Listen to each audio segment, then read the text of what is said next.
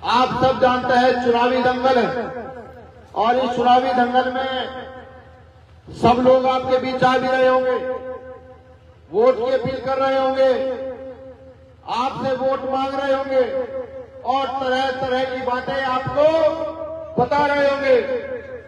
लेकिन समझिए, डॉक्टर बाबा साहब अम्बेडकर ने आपको वोट का अधिकार क्यों दिया? हर गरीब को, शोषित को, वंचित को, पीड़ित को वोट का अधिकार क्यों दिया?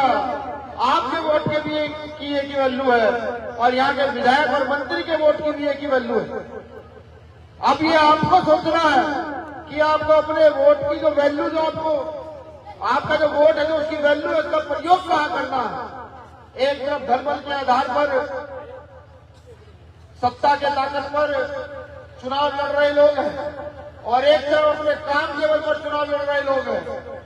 पिछले 4 साल 364 दिन आप लोग अपने काम करवाने के लिए गिड़गिड़ाते हो। कोई जाति के नाम पर हत्या होती है, धर्म के नाम पर मारा पीटा जाता है तो आप थाने कोर्ट कचहरियों में जाते हो। लेकिन अगर आप सही प्रतिनिधित्व चुन लेते हो तो आपको थाने कोर्ट कचहरी जाने की कोई जरूरत नहीं है। आपका प्रतिनिधि आपका काम घर बैठ कर कराने की क्षमता रखता है। लेकिन आपको अपना वोट किसको देना है, यह क्या आपको करना है? क्या अपना वोट किसे दोगे? कुछ लोग आपको डराएंगे, धमकाएंगे, कुछ लोग धन का लालच देंगे। बस इस बार एक मुट्ठी बंद होकर कह दीजिएगा कि इस बार वोट भाई चंद्रशेखर आजाद के प्रत्याशी को, सुल्तान परवेज को है, परवेज सुल्तान को है। मैं कहना चाहता हूं कौम के लोगों से भी, जहां तक मेरी आवाज जा रही, कि जब तक दलित समाज पर अत्याचार होता, कोई नेता नहीं खड़ा होता। मुस्लिम समाज पर अत्याचार होता है, कोई नेता नहीं खड़ा होता। पिछड़े समाज पर अत्याचार होता है तो कोई नेता नहीं खड़ा होता।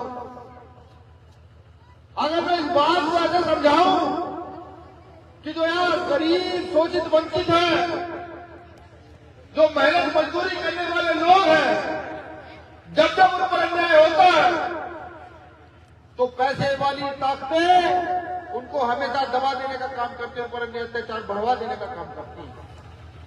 लेकिन आपके क्षेत्र में भीम आर्मी के नाम से, आजाद समाज पार्टी के नाम से भी एक ताकत है जो बड़ी मजबूती से खड़ी होती है।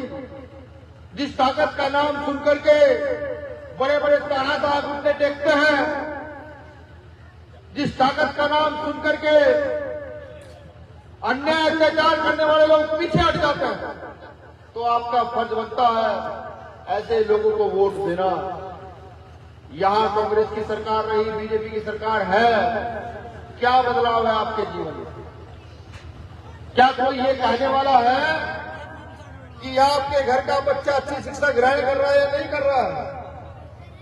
क्या कोई ये कहने वाला है कि आपके घर में अच्छी रोटी की व्यवस्था है या नहीं?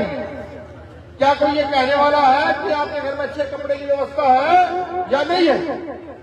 अगर ऐसा कोई नहीं कहने वाला है तो इस व्यवस्था को बदल दो, सत्ता को बदल दो।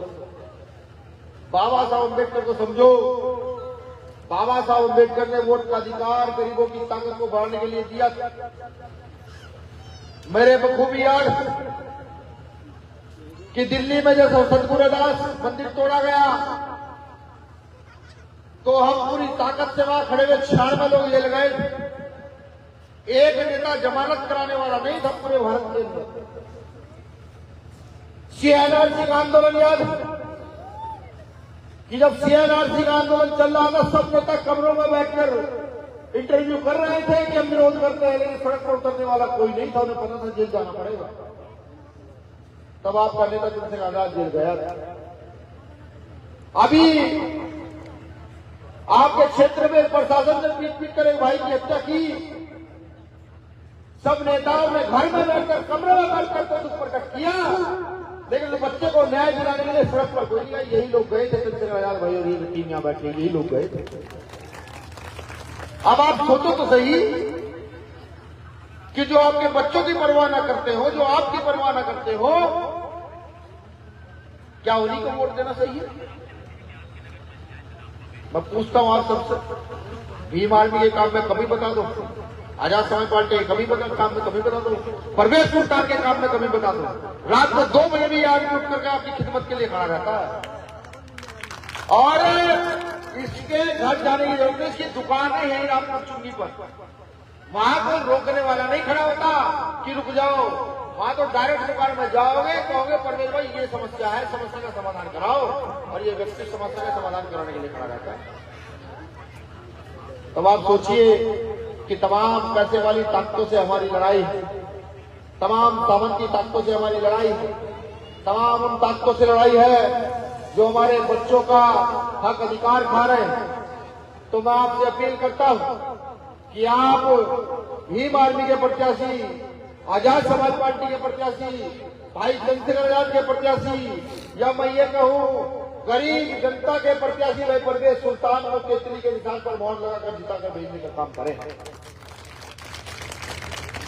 आपकी सारी समस्याओं की, जो भी आपकी नगर पंचायत के अंदर समस्याएं आती हैं, चाहे वो नाली साफ करने को लेकर हो, चाहे वो सड़क साफ करने को लेकर हो, वो चाहे आपकी और पेंशन को लेकर हो, वो चाहे मकानों के बनवाने को लेकर हो, ऐसी जितनी भी समस्याएं हैं, उन समस्याओं के समाधान की जिम्मेदारी भीम आर्मी का एक छोटा सा कार्यकर्ता लेने के लिए तैयार है। क्या जिताकर भेजिए, आपको कहना नहीं पड़ना पड़ेगा, सिर्फ एक फोन करना पड़ेगा कि भाई भीम आर्मी के लोगों ये समस्या है, समस्या का समाधान कराइए। आपकी समस्या का समाधान घर बैठकर किया जाएगा। मैं आपसे भी चाहता हूं कि आप सब लोगों भी हाथ खड़ा कर समर्थन करें कि नहीं, हम भाई चंद्रशेखर आजाद जी को वोट देने का काम करेंगे। सब लोग पीछे, वो मेरी मां जो पीछे 3-4 खड़ी है, क्या आप चंद्रशेखर भाई को वोट नहीं दोगे क्या? तो हाथ खड़ा करने बताओ, दादी ऊपर को हाथ खड़ा कर दे और उल्टा सा, हाँ ऐसे, तभी तो मुझे पता लगेगा जो काम यहाँ वैक्सीन कर रहे हैं, अमरीश कपिल कर रहे हैं, वसीम कर रहे हैं, अफ्ताब कर रहे हैं, परवेज सुल्तान कर रहा है, ये लोग यहाँ काम कर रहे हैं, कौन इनके साथ मजबूती से झंडा और डंडा लेकर के खड़ी है। शुक्रिया, जय भीम, जय भारत बोलने का तो और भी बहुत सारा मन है, लेकिन कार्यक्रम बहुत सारे लगे हुए हैं, तो जाना पड़ेगा।